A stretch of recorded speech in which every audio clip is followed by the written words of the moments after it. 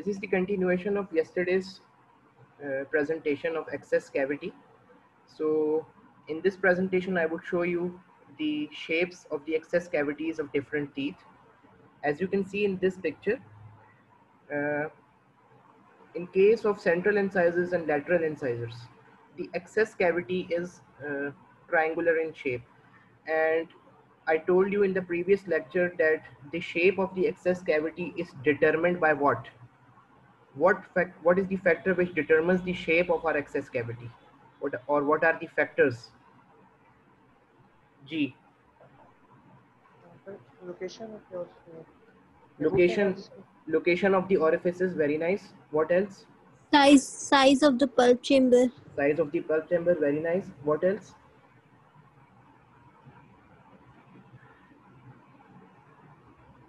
Location of the orifices, size of the pulp chamber, and Number of G, number of number canals, very number nice. of Because sometimes in order to find an extra canal, we may have to, or we may need to alter the shape of our excess cavity. Now, as you can see in this picture, I have shown you an incisor. It can be a central incisor or a lateral incisor, maxillary or mandibular. Now you can see that the excess cavity is triangular. Towards the incisal area lies the base of this excess cavity, and towards the cervical line, yani towards the cingulum area, it has an apex. ठीक है? इस तरह की triangular shape होती है excess cavity की. In case of central incisors and lateral incisors. Now, this is the side view in order to show you the direction and the position of the pulp chamber. Now, let's suppose that this is the central incisor. So, as you can see, this is the direction of the pulp chamber. ये इस तरह यहाँ पे पड़ा हुआ होता है. So, what do we have to do? अब I'll show you the picture. First, we need to penetrate the enamel area. Once we have penetrated the enamel area, this white portion is enamel, this yellow portion is dentine, and this again white portion denotes the pulp chamber. After penetrating the enamel area, we reach the dentine. Now, once we reach the dentine, we position our bud at a 45-degree angle. जब हम उसे 45-degree angle पे कर लेते हैं, then we move forward and penetrate the pulp chamber. Once we have penetrated the pulp chamber, then we position our burr along the long axis of the tooth. So let me show you a picture. As you can see, let's divide the palatal surface of this incisor into three parts. Okay? Upper third, middle third, and lower third. This is the palatal surface. Now the penetration point is in the middle third. Okay? Now in order to penetrate the pulp chamber, not the pulp chamber, in order to penetrate the enamel, what do? We first penetrate the enamel with the help of a burr by positioning our burr at a degree of, किस तरह रखेंगे इस burr की? Initial position क्या होगी burr की? Looking at this picture. 45. नहीं, initially क्या होगी? perpendicular होती है 90. Initially at a 90 degree या perpendicular. जी. अच्छा, जब हमने enamel को penetrate कर दिया, उसके बाद हमने angulation shift कर दी 45 डिग्री पे. ठीक है? 45 डिग्री पे जब हमने angulation shift की, we move forward and we reach the pulp chamber. जब हमने pulp chamber, once we reach the pulp chamber, we position our burr along the long axis of the tooth, and we can also change the burr. Like in case of initial penetration, we can use a carbide burr, or we can also use a round diamond burr or a carbide burr. It depends on the clinician that whichever burr is suitable for him or comfortable for him. Okay. Once we have penetrated the pulp chamber, we position our burr along the long axis of the tooth. अब हमने along the long axis of the tooth पे कर लिया. अब होता ये है, sometimes हम अपनी angulation को disturb कर देते हैं, जिसकी वजह से we may end up with certain complications, which I'll mention in the upcoming slides. ठीक है? So let's suppose there is no problem till now, and we have created an excess cavity, triangular shape excess cavity. अब होता ये है कि ये देखें आप, जब हम एक्सेस कैविटी बना देते हैं तो देयर आर सर्टेन एरियाज जिसमें डेंटिन रह जाता है। ये आप देख रहे हैं, ये वाले एरियाज जो है ट्रायंगुलर्स ऑफ डेंटिन, ये ट्रायंगल्स हैं ऑफ डेंटिन के, ये ट्रायंगुलर शेप होते हैं। अब इन ट्रायंगल्स को भी रिमूव करना ज़रूरी होता है। Now these triangles of dentin if they are not removed, what happens that जो हम इंस्ट्रूमेंट प्लेस करते हैं वो स्ट्रेट नहीं जाता, वो एट एन एंगल जाता है, यानी ऑब्स्ट्रक्शन हो रही है। ये आप देख रही हैं, ये फाइल एक जा रही है, बिल्कुल टेढ़ी होके जा रही है। It is not going in a straight line, it should go in a straight line. तो हम इस these triangles of dentine को रिमूव कर सकते हैं with the help of either a stone burr, जो कि आपको प्रीवियस मैंने स्लाइड में मेंशन किया था। This is the tapered Fisher stone बर। ये लॉन्ग बर होता है, हम इसकी ब्रशिंग मोशन देते हैं और ट्रायंगल्स ऑफ डेंटिन को रिमूव कर देते हैं। इससे क्या होता है, we get a clear path into the root canal. And if we do not have a stone burr, we can also use orifice opener. Orifice opener is a file which widens our orifice. हमारे orifice को वो cut करता है, इस तरह के उसको wide कर देता है। मतलब if we insert an orifice opener into the canal and if we move it, तो क्या होता है कि वो कट कर देता है इन एरियाज को। हमारा orifice भी बड़ा हो जाता है और हमारा जो ये triangles of dentine है ये भी रिमूव हो जाते हैं। सो ये हमारा इनिशियल स्टेप था। Is there any problem till now? कोई कंफ्यूजन है तो आप लोग पूछ सकते हैं मुझसे।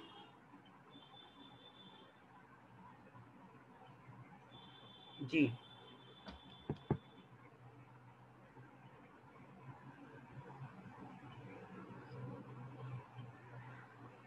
जी समझ आ रहा है आप लोगों को या कोई कंफ्यूजन है? सर समझ आ गया। ओके,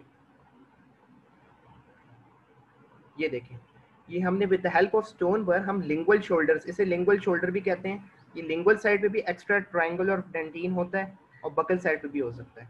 तो हम इससे with the help of a stone पर अप एंड डाउन मोशन करते हैं विद ब्रशिंग टाइप मोशन। उसकी वजह से क्या होता है कि जो एक्स्ट्रा डेंटिन यहाँ पे और यहाँ पे पड़ा हुआ होता है टुवर्ड्स द लेबियल एस्पेक्ट और टुवर्ड्स द पैलेटल एस्पेक्ट या लिंगुअल एस्पेक्ट, वो हम रिमूव कर देते हैं और ultimately we get this shape. So our excess cavity should look like this in case of central incisors and lateral incisors. I am not talking about the canine. Canine की different होती है excess cavity की shape, वो मैं आपको भी बताऊंगा.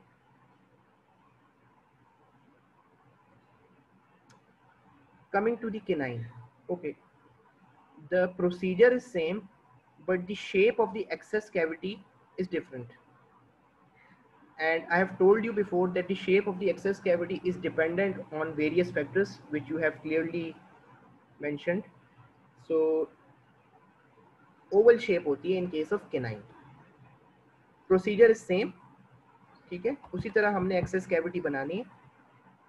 First we place our burr at a 90 degree. After penetrating the enamel, we change the angulation of our burr to 45 degree, and after penetrating the pulp chamber, we shift the angulation of our burr along the long axis of the tooth. 90, 45, and then along the long axis of the tooth. All right. Maniha Maryam, मैंने आपको Burr की एंगुलेशंस बताई हैं अभी, तो थोड़ा सा उसको रिपीट कर दें, मैंने क्या बताया आपको? जी सर, पहले हम जब कैविटी परफोरेशन शुरू करेंगे तो हम पहले 90 डिग्री पे रखेंगे और फिर जैसे हम नेमल को क्रॉस कर लेंगे तो फिर हम 45 डिग्री पे करेंगे और जैसे पल्प तक पहुंचेंगे तो हम along the long axis of the tooth के साथ रखेंगे burr. Once we have penetrated the pulp chamber, we change the angulation of our burr along the long axis of the tooth. Okay. Yes sir. Joshua, आप मुझे जरा बताएं कि how can we remove the lingual shoulders or the labial shoulders in an excess cavity?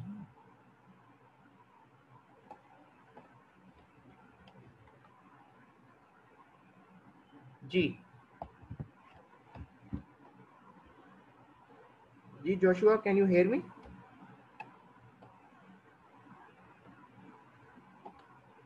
Sundas Khalid, आप मुझे बताएं, how do we remove the lingual shoulders or the labial shoulders? which are, you know, the extra dentine which is present. Sir orifice opener use कर सकते हैं. What else?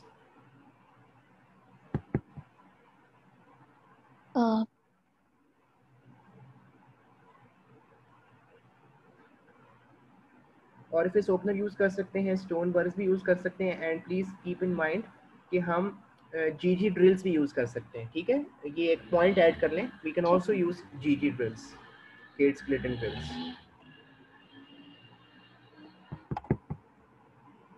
Okay, so while we are making an excess cavity in anterior teeth, I'm talking about central incisors, lateral incisors, and canine.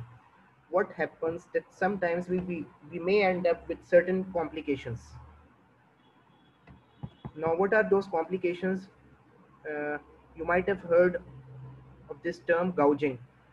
What happens that sometimes due to wrong angulation, जब हम एक बर की angulation हमने 90 degree रखी हुई है, तो हमने इनिशियली क्या करना होता है कि डेंटीन में जब हम आ जाते हैं तो हमने चेंज करनी होती है 45 डिग्री पे. लेकिन अगर हम उस एंगुलेशन को चेंज नहीं करेंगे तो बजाय यहाँ जाने के हम यहाँ आ जाएंगे.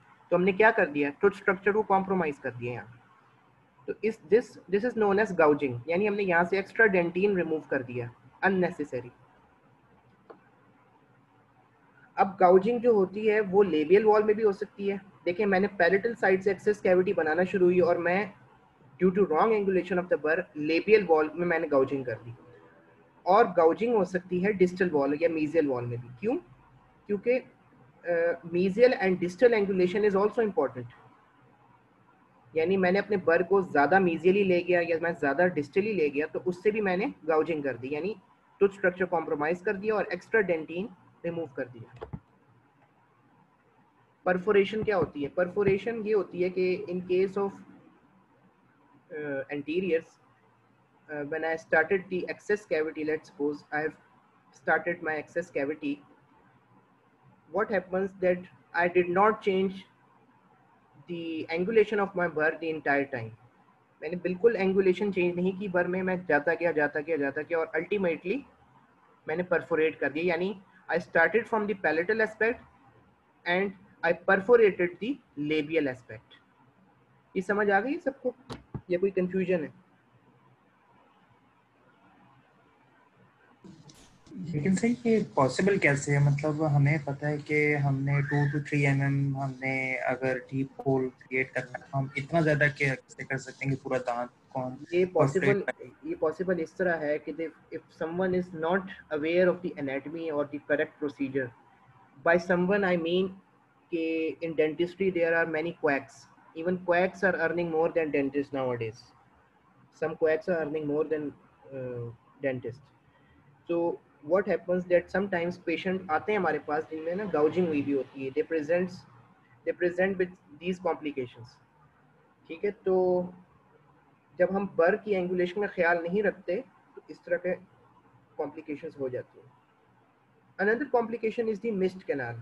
अच्छा, missed canal जो है वो मोस्टली मोलर्स में या प्री मोलर्स में हो सकता है, जिसमें missed canal is mostly a complication in those teeth in which there are multiple canals. ठीक है, let's suppose I have prepared an access cavity in a molar tooth, a lower molar, और मैंने सिर्फ इतनी सी एक एक्सेस कैविटी बनाई. ठीक है, तो क्या हुआ कि मैंने सिर्फ एक कैनाल को मैं अप्रोच कर सकता हूँ, बाकी कैनाल्स को मैं अप्रोच नहीं कर सकता. मैंने कन्वीनियंस फॉर्म भी नहीं बनाया, प्रॉपर आउटलाइन फॉर्म भी नहीं बनाई. ये देखें the picture on the right, इसमें मैंने प्रॉपर एक्सेस कैविटी बनाई and I have approached all the canals.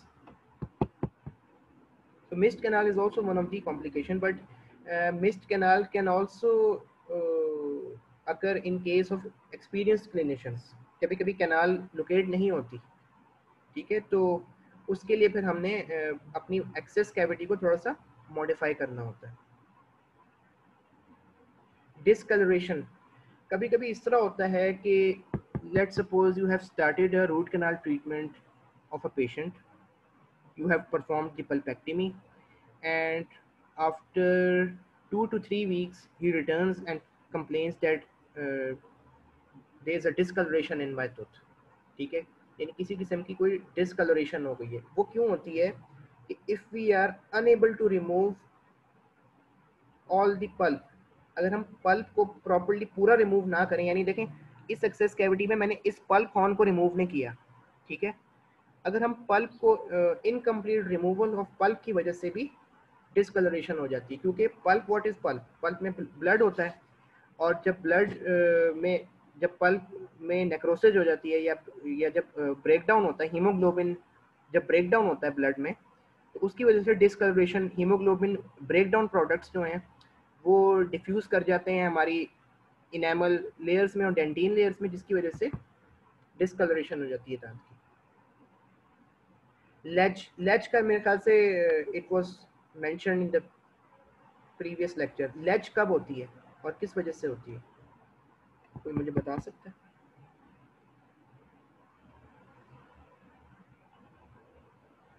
लेज होती क्या है? सर वो जो स्टेप सा बन जाता है। क्यों बनता है, क्या हमारी तरफ से क्या कोताही होती है जिसकी वजह से ये बन जाता है? सर हम सर लोग जो है ना एनाटॉमी को यूज फॉलो, कर रहे होते हैं, हम जो बर यूज कर रहे होते हैं ना वो उसमें हम लोग एंगुलेशन सही नहीं रखते। आपने बर की बात की, हाँ बर की, जी। इस पर बर की बात नहीं हो रही, इसमें रूट कैनाल की बात हो रही है। रूट कैनाल के अंदर आपने इसमें लेज फाइल बना दी। से होगी ना सर वो। सॉरी नहीं, फाइल, हाँ जी फाइल, जब हम लोग जो फाइल अगर हम बड़ी यूज कर लें एज कम्पेयर टू जो हमें चाहिए होती है वर्किंग लेंथ से ज्यादा बड़ी फाइल यूज कर लें तब लेज बनता है। ठीक है, वेरी नाइस। ठीक है, जब हम कोई स्टिफ इंस्ट्रूमेंट या लार्जर इंस्ट्रूमेंट यूज करें and we do not respect the anatomy of the root canal and we do not respect the curvatures which are present in a root canal, तो क्या होता है कि instead of going along the root canal, instead of following the course of the root canal, what happens that we end up here, हम यहाँ पे एक extra step बना देते हैं या एक्स्ट्रा इवन अपनी तरफ से हम आर्टिफिशियल कैनाल बना देते हैं यहाँ पे, ठीक है, तो वो लेज होती है। Now I have mentioned the excess cavity shapes of the central incisors, lateral incisors and canines. ठीक है, now coming to the premolars. अच्छा, अपर प्रीमोलर में एक्सेस कैविटी होती है ओवल शेप्ड, इस तरह की होती है। Why oval shaped? Because upper premolars में मोस्टली हमारे पास in case of upper first premolar 2 canals होते हैं। अपर सेकंड प्रीमोलर में भी 2 होते हैं, लेकिन अपर फर्स्ट प्रीमोलर में ज़्यादा चांस होता है 2 कैनाल्स होने का, इसलिए हमारी एक्सेस कैविटी ओवल होती है। ठीक है, because shape of the access cavity is also dependent on the number of root canals. Lower में मोस्टली हमारे पास सिंगल कैनाल ही होता है, ठीक है, तो ओवॉइड शेप्ड होती है। यानी ओवॉइड क्या होता है, अगर हम ओवल से, ओवल ही होती है लेकिन उसको हम थोड़ा सा स्फेरिकल कर लें, ठीक है, तो ओवॉइड कहते हैं उसे। अच्छा, maxillary premolars, as I have mentioned, in case of maxillary first premolar mostly we have 2 canals, one is the buccal canal, the other is the palatal canal। ठीक है, तो buccal canal, let's suppose you are examining a tooth, तो आपको ये एक view मिल रहा है, occlusal view है एक maxillary first premolar।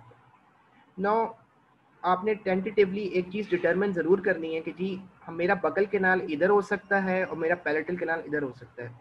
Buckle canal is usually located under the buccal cusp tip, यानी बकल कस्प टिप के नीचे हमने एक्सेस कैविटी बनाना शुरू करनी है। मतलब हमें इनिशियल पेनिट्रेशन तो हम सेंट्रल ग्रूव में करेंगे, इसकी इनिशियल जो हम पेनिट्रेशन करेंगे वो तो सेंट्रल ग्रूव में करेंगे, लेकिन लोकेशन जो होगी वो बकल कैनाल की होगी अंडर बकल कस्प टिप और पैलेटल कैनाल की होगी अंडर पैलेटल कस्प टिप। और ultimately when we have prepared the access cavity, तो हमारे पास इस तरह का व्यू आएगा, एक बकल कैनाल यहाँ होगा और पैलेटल कैनाल यहाँ होगा। ठीक है, तो अपर फर्स्ट प्रीमोलर्स में मोस्टली 2 कैनाल्स होते हैं, अपर सेकंड प्रीमोलर में 1 होता है, समटाइम्स 2 हो सकते हैं।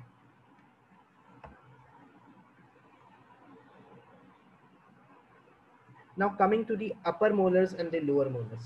अच्छा, in order to understand the excess cavity of the upper molar and the lower molars, we need to be aware of the certain boundaries, यानी हमने उस जगह से exceed नहीं करना अपनी excess cavity। Now in case of upper molar, अगर हम कहेंगे जी हमने excess cavity हमारी कहाँ तक पहुँचनी चाहिए, So if we draw an imaginary line from the mesiobuccal cusp tip to the mesiolingual cusp tip और mesiopalatal cusp tip, mesiobuccal से mesiopalatal या mesiolingual अगर हम एक imaginary line draw कर लें तो ये हमारी हो जाएगी mesial boundary of our excess cavity. यानी हमने इस mesial boundary से आगे नहीं जाना, हमने इस marginal ridge वाले area में नहीं जाना. We do not want to compromise the tooth structure. अगर हम बात करें डिस्टल बाउंड्री की तो हमने ऑब्लीक रिज से आगे नहीं जाना, ठीक है, ऑब्लीक रिज से हमने आगे नहीं जाना है. तो these are the mesial boundary, this is the mesial boundary and this is the distal boundary. Now coming to the lower molar, lower molar में हमारे पास मेसियल बाउंड्री क्या होगी, from the mesiobuccal cusp tip to the mesiolingual cusp tip की एक imaginary line. इस line से आगे हमने नहीं जाना, टुवर्ड्स मोर मेसियल नहीं जाना. और डिस्टल बाउंड्री हमारी क्या है, ये हमारी सेंट्रल ग्रूव, ये जो हमारी बकल से बकल ग्रूव से आ रही है लाइन, यहाँ से हमने एक्सीड नहीं करना, ठीक है. मीजियल बाउंड्री और डिस्टल बाउंड्री समझ आ गए आप लोगों को एक्सेस कैविटीज में?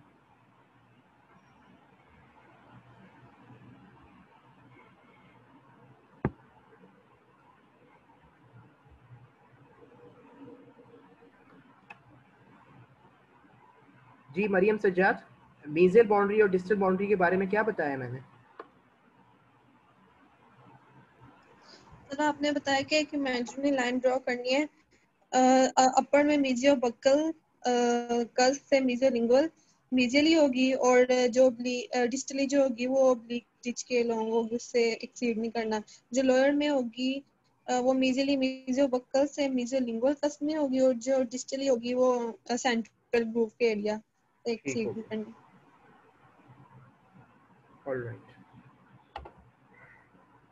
Now, in order to make an excess cavity in case of upper molars or lower molars, ठीक है, तो we need to penetrate in an area of central groove. यानी हमने central groove area में penetrate करना है और हमने burr की angulation को रखना है along the long axis of the tooth. We are not supposed to alter the angulation of our burr like I mentioned in case of anteriors. हमने angulation को disturb नहीं करना in case of upper molars and lower molars. ठीक है. Once we have penetrated the pulp chamber, we need to be very careful. ठीक है, we do not want to damage this area. Maryam अजीज कुरैशी, ये कौन सा एरिया होता है दांत का, ये जो जिसको मैं ड्रॉ कर रहा हूँ, ये कौन सा एरिया है?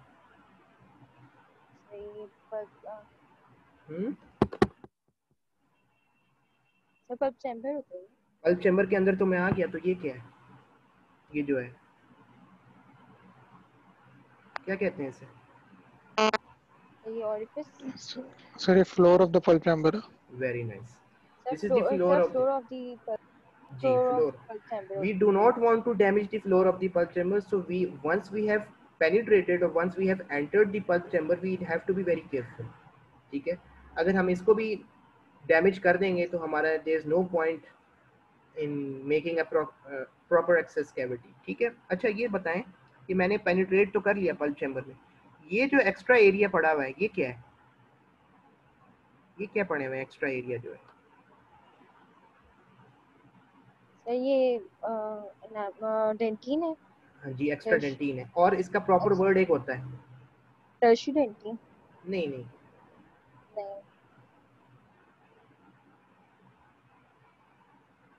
ये है रूफ.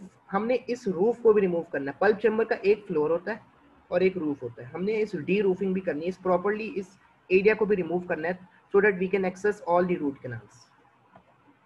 ठीक है. अच्छा, इनिशियली जब हमने अपनी एक्सेस कैविटी बनाई, so with the help of the endodontic explorer we can locate the canals. What happens that we place the endodontic explorer into the root canal orifices और हमें कैच मिलता है लाइक रेजिस्टेंस टू रिमूवल. वहां जाके endodontic explorer फंस जाता है एक तरह से.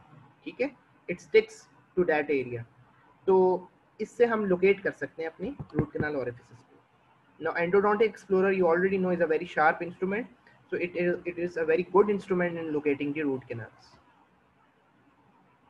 ये देखें, हमने जब एक दफा वो कर लिया ना, once we have penetrated the pulp chamber, so we perform deroofing. अब हम डी रूफिंग जो है वो हम राउंड बर से भी कर सकते हैं विद अ ब्रशिंग मोशन, हम इसको रिमूव कर दें। हम ऑरिफिस ओपनर से भी कर सकते हैं D roofing, it can also help in D roofing.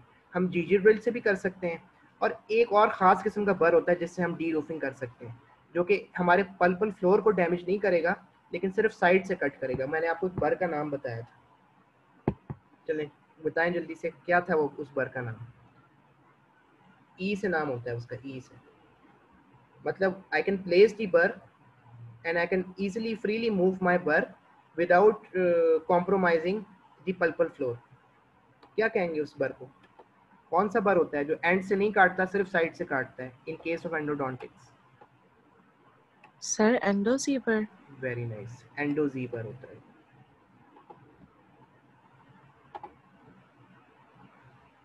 ठीक है, we can also perform the finishing and the flaring of the cavity walls. हम रिफाइनमेंट कर सकते हैं either with the help of carbide bar, इसमें हमने यूज किया हुआ है। we can also use ultrasonics, ultrasonics भी हम मूव कर सकते हैं along the walls। अच्छा, मैंडिबुलर फर्स्ट प्रीमोलर में एक इम्पॉर्टेंट चीज़ ये है, मैंने आपको मोलर्स का तो बता दिया, प्रीमोलर्स का भी बता दिया, लेकिन mandibular first premolar, please bear in mind that mandibular first premolar is lingually inclined. थोड़ी सी उसकी इंक्लिनेशन लिंगुअल साइड पे होती है जी। Mandibular first premolar is lingually inclined, तो हमने अपने बर की पोजीशन को थोड़ा सा लिंगुअली रखना होता है। ये आप देख रहे हैं थोड़ी सा लिंगुअल है, अगर हम उसको स्ट्रेट रखेंगे तो हम क्या, we may end up with perforation. ठीक है, तो हमने थोड़ा सा ना लिंगुअली रखना होता है अपने बर को, क्योंकि एंगुलेशन जो होती है ना वो थोड़ी सी लिंगुअल होती है। मैंडिबुलर फर्स्ट प्रीमोलर की बात कर रहा हूँ मैं, सेकंड प्रीमोलर की बात नहीं कर रहा हूँ। What are the common errors if we have not extended our access cavity towards the required area?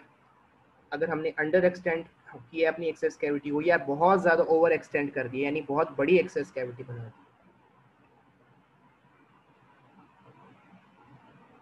Maxillary first premolar I have already mentioned, the mesial boundary and the distal boundary. The angulation of the burr should be kept along the long axis of the tooth। अच्छा जी, अब मुझे कौन बताएगा? इकरा ये बताएं, ये कौन सा कैनाल है? ये वाला,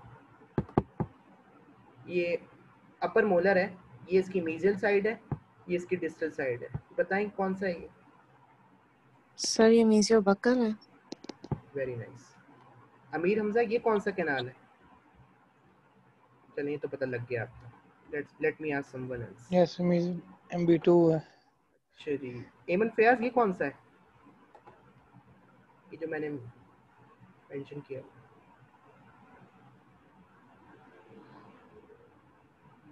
डिस्टो बक्कल शायद। एमन फयाज से मैंने पूछा। हुज़ैफा, ये कौन सा है?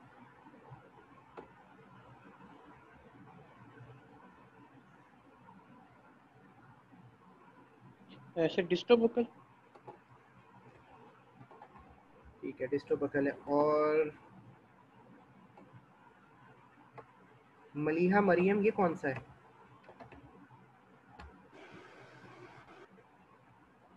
सर ये है जी, अपर मोलर की बात हो रही है इस वक्त। अपर फर्स्ट मोलर हो जाए लेट्स सपोज, तो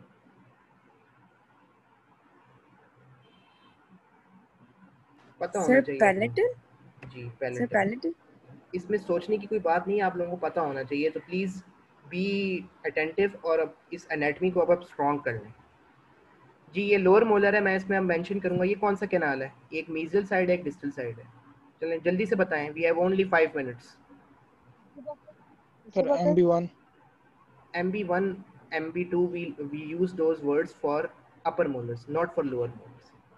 मेसियोबकल। ये कौन सा है? Okay. Mesiopalatal. No, this is a lower molar। Mesiolingual. This is the lower molar, so mesiolingual। Mesiolingual. ये कौन सा है? Distobuccal. Distal. Only distal. Once again someone mentioned distobuccal। Yes, There can be distobuccal and distolingual, which I'll show you in lower molars. But in this case, there is only one distal canal, so it is distal. Now, ये बताइए कौन सा है? ये भी lower molar है. मीजोबकल. मीजियोबक्कल. ठीक है, ये कौन सा है? मीजोलिंगुअल. मीजियोलिंगुअल. ये कौन सा है? अब डिस्टल में सर दो आ ये गए. ये डिस्टोबकल. डिस्टोबक्कल है. ये डिस्टोबकल है और ये कौन सा है? डिस्टोलिंगुअल. डिस्टोलिंगुअल है. क्यों? क्योंकि वहां पे अब दो आ गए, तो वो एक बकल हो गया, एक लिंगुअल हो गया. अच्छा, इस लाइन को क्या कहते हैं जो यहाँ पे? सर ये मिड लाइन होती है इमेजिनरी. फ्यूजन लाइन जो था. मिड लाइन नहीं होती, fusion line, developmental fusion line को कहते हैं, या फिर इसको पल्प मैप भी कहते हैं. ठीक है. अच्छा, ये भी लोअर मोलर है. बताएं ये कौन सा है? मीजियोबक्कल. मीजियोबकल. ठीक है. ये कौन सा है? चलें जल्दी से बताएंगे कौन सा है. मीजियल. होगा. Sometimes there is an extra canal, तो फिर बीच वाला जो होता है उसे हम मिडल मीजल कहते हैं. और ये कौन सा है? मीजियोलिंगुअल. मीजोलिंगुअल है. Very nice. ये कौन सा है? ये वाला जो है डिस्टल. डिस्टल. डिस्टल. ठीक है. सो सर हम लोग मिडिल मीजल किस तरह से लोकेट करेंगे? मिडल मीजल जो है, it is usually present between the mesiobuccal and mesiolingual. वहां पे होता है. It is not necessary that it can be present in all the teeth. ठीक है. हर दांत में नहीं होता मिडल मीजियल. तो उसमें पता चलेगा. ये हमें इस तरह पता चलेगा जब once we have created our access cavity, what do? We try to locate the canals with the help of endodontic explorer. अगर हमें एंडोडोंटिक एक्सप्लोरर से इस जगह पे कैच मिल जाए, so we can suspect an extra canal. अगर फिर भी हमें शक हो तो कि हम सीबीसीडी करवा के भी एक्स्ट्रा कैनाल को डिटरमिन कर सकते हैं. Okay. So as I have mentioned before, perforation crown की भी हो सकती है अगर हम रॉन्ग एंगुलेशन यूज करें बर की, और परफोरेशन रूट की भी हो सकती है. लाइक मैंने यहाँ से फाइलिंग शुरू की और मैं होते होते होते यहाँ से बाहर आ गया. ठीक है. Without following the proper curvature of the root. ठीक है. तो that's all for the access cavity preparation. I hope everything is clear, and if there is any question you can ask now. Sir एक question था. जी. Topic तो नहीं था वैसे ही है सर. उसमें अगर सर हम आरसीटी कर रहे हैं, उसमें सिर्फ हमारे पास एक रूट इन्फेक्शन यानी मीजियोबक्कल, बाकी उस नाम की सारी जो रूट कैनाल्स हैं वो सही है. उसमें भी सर हम पूरा पल्प रिमूव करेंगे या सिर्फ यस, उसी बिकॉज कैनाल? बिल्कुल हमने सारे रूट कैनाल, उसको पूरी रूट कैनाल करनी पड़ेगी. क्योंकि अक्सर इस तरह का ना होता है कि कोई एक रूट में नेक्रोसिस हो जाती है और बाकी रूट्स बिल्कुल वाइटल होती हैं. क्यों हम करेंगे? क्योंकि हमने अप्रोच तो पल्प चैम्बर के थ्रू करना है. हमने एक दफ़ा पल्प चैम्बर में आ गए तो हमने रूट कैनाल करनी है. पल्पोटमी हम नहीं कर सकते, हमने रूट कैनाल करनी पड़ेगी एडल्ट पेशेंट्स. ठीक है. So that's all. Inshallah, if there is any question you can ask, and this lecture will be uploaded. Thank you. Thank you so much. Now please mark your attendance before leaving. Okay sir.